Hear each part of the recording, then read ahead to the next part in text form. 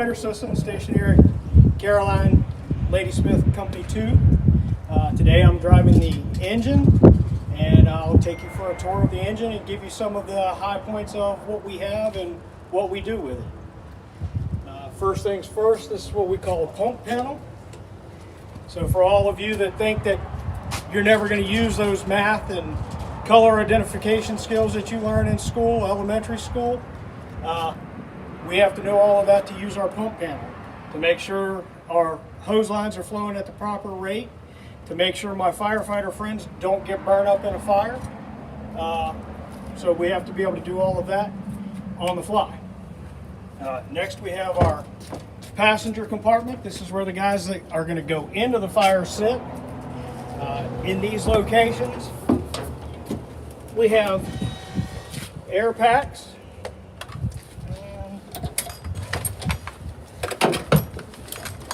These are part of what protect the firefighters inside of the fire. This is what allows us to breathe instead of sucking in all the smoke.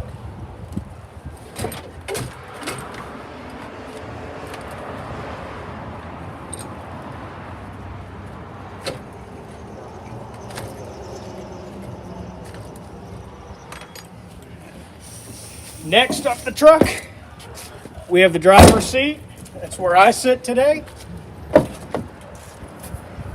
These vehicles aren't like your normal run-of-the-mill daily drivers. You have power switches that you have to turn on. You don't have a key. These vehicles aren't keyed, so you kind of have to know how to drive them before you can drive them.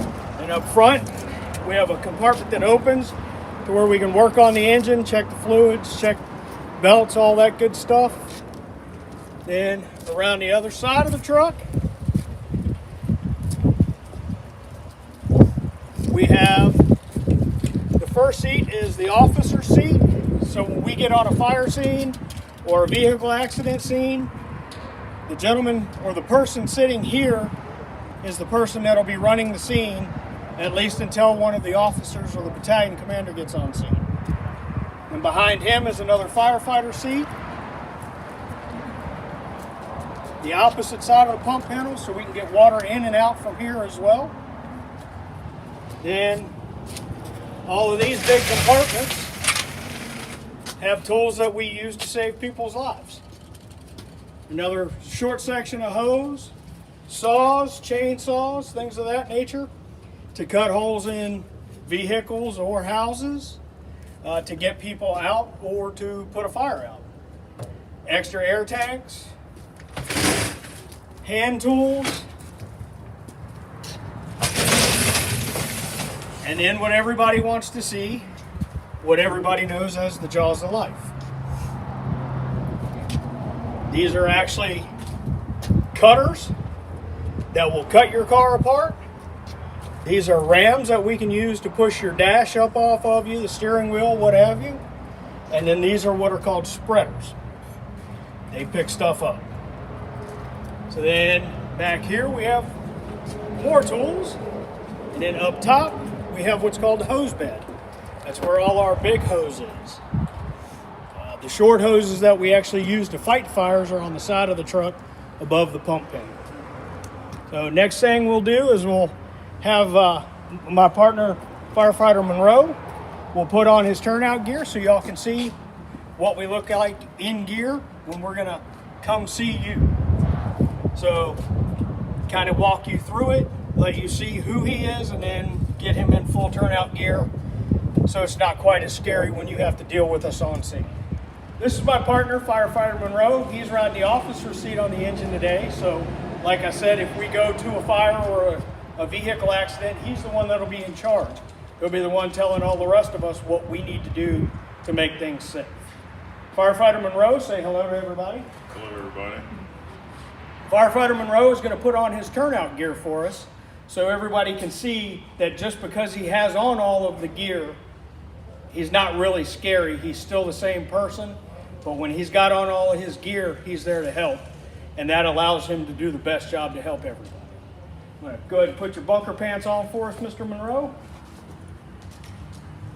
What he's putting on right now is called a Nomex hood that protects your head and your face in a fire. Now he's putting his bunker pants on.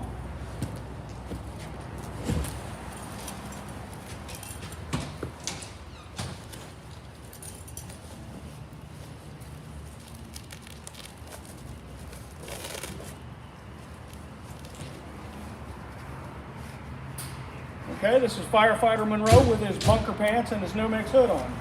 Still the same guy, just with different clothes on. Okay. Next, he'll put his turnout coat on.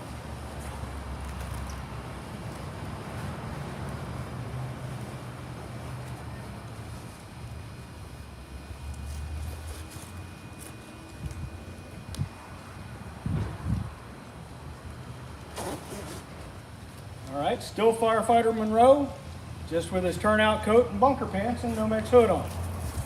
Now Mr. Monroe will put on his air pack, and then he'll put on his mask and start breathing off of the air tank. But we'll go one step at a time.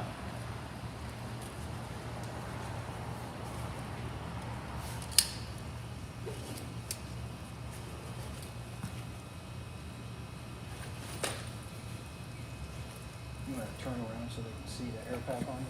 So this is what it looks like when we're wearing an air pack. It's just a big tank of air so we don't have to suck in all the smoke and nasty stuff in a fire. All right. Still Firefighter Monroe. He just has his air pack and mask on now. He's pulling his Nomex hood up. And what he'll do is he'll check under his chin and all around his face to make sure he doesn't have any skin showing. So that way he doesn't get burned if we get flashed. He's checking to make sure his mask is sealed. He's turning on his air tank. All those bells and whistles let us know it's working properly.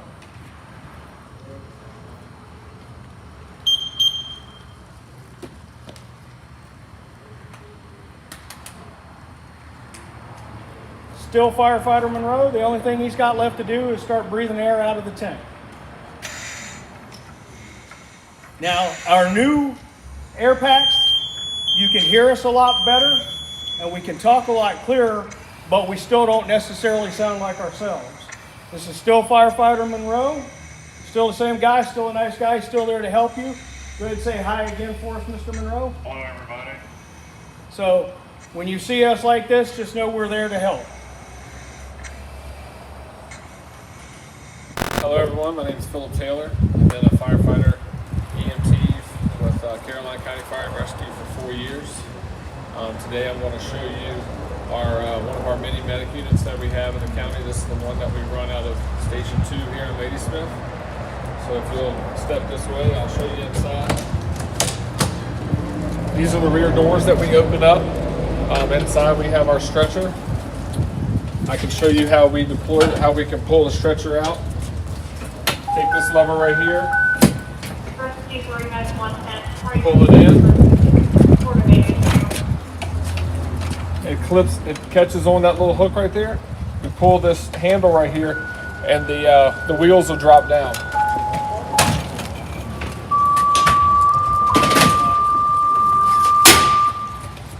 If you want to come around this side, I can show you some of the different compartments that we have. This compartment right here has some of our backboards. We carry 3 backboards on. We have a soft backboard, we call it a reeve sleeve, and we have a stair chair. We use that to, if we have to remove a patient out of the house and we can't take the stretcher inside because it's being narrow or a lot of stairs we got to go up and down. This little compartment right here has some trauma stuff in it, like C-collars. So if you're in like a motor vehicle accident and we need to immobilize your neck, keep your head from moving side to side, so you don't have further injury, that bag has that stuff in it. This is our side door to get into the same compartment that we showed you before. So if you want to follow me in here. In the backpack here, we have all the equipment we need to take care of you while we're en route to the hospital. This machine right here is our Zoll heart monitor. We have stickers in here that we can put on your chest. It's called doing an EKG, and we can look at different rhythms. We can check the rhythm of your heart. Up here we have IV stuff, where we can administer drugs if need be. Over here we have our trauma stuff, so we can control bleeding, stuff like that. Up here is airway, so if you're having difficulty breathing, we can hook you up to our oxygen that's inside the truck here, and we can give you oxygen. In this compartment over here, we have a couple different tools. We have some more airway stuff, some masks, a couple different bags that have just more medical stuff in it, so we can treat you for different, just depending on what's going on, we can make sure we treat you appropriately. The teacher was telling us that we're going to try to incorporate some math into this learning we're doing today.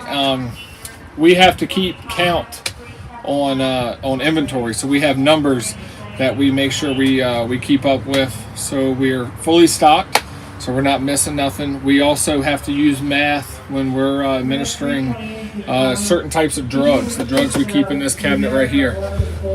We have to know your body weight and able to administer that drug. So we don't want to give too much, and we don't want to give too less. We want to get that number right, so we can get you treated and to get you up to the hospital. I can show you the front of the truck. Where the driver and the AIC sit. It's the attendant in charge is what we call them. Usually our medic will sit right here, and then me being just a basic EMT, I'll sit over there and I'll drive. And that's pretty much this truck right here. Hopefully y'all are doing well in school, and maybe someday you'll be interested in coming up here and volunteering for this department. And if you want to do it as a career like I do, go right ahead. Y'all have a great day. Good afternoon. My name is Lieutenant Tim Hahn. I work for Caroline County Fire and Rescue. It's the best job I think in the world. I got to do this job after making sure I spent a lot of time doing my homework in school, learning how to read, write, doing all my mathematics, just going to school all the time and staying out of trouble, and just listening to my teachers. So if you want to be like me and have the best job in the world, that's a great way to start. I'm going to tell you about my truck that I've got today. Today I'm the battalion chief, and some days I get to do that, and so I get to drive this truck. It's not as big as a fire engine or ambulances, but it has some great things on it, just like those trucks do. See, I'm just like Firefighter Monroe. I have my air pack and my mask if I need it.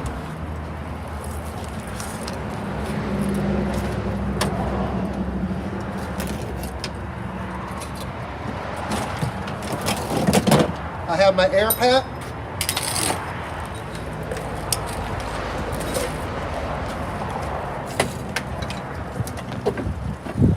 And I also have an axe and what we call a Halligan bar on this truck. But not only do I have these firefighting tools on this truck, I've also got these medical bags that I have. So here, I've got an oxygen tank and different kinds of oxygen tubes that can help you breathe. And in this pack, I have a lot of first aid things, from Band-Aids to gauze to everything that I can help in case you get a cut and hurt yourself. So not only do I have my firefighting stuff, my first aid kits, but I also have, let me show you this, I've got a fire extinguisher here, but I also have in this truck this type of stuff we call, I don't know, can you see that over here if you walk over? I can pull that up for you. So what I've got here is I've got to keep track of all the other firefighters. Like you saw Firefighter Monroe that was dressed up, and if he goes in a building or whatever job he's got, I write it right down here so I can keep track of where he is. Because sometimes, as you know, going into fires can be very dangerous. So I've got to make sure that he gets out and I keep track of everybody. That's why, again, it's important to do your mathematics, be able to count, add, subtract, and be very organized. In the back of this truck, I have a radio where I can talk to the other firefighters, and I can also talk to the other fire chiefs. That's another thing that helps keep me organized. So again, this is one of the best jobs ever. So if you want to get one, make sure you stay in school, be smart, do your homework, and listen to your teachers. Because before you know it, you'll be near high school and you'll be able to start coming out and training with us and starting to get to know this equipment and do our job with us.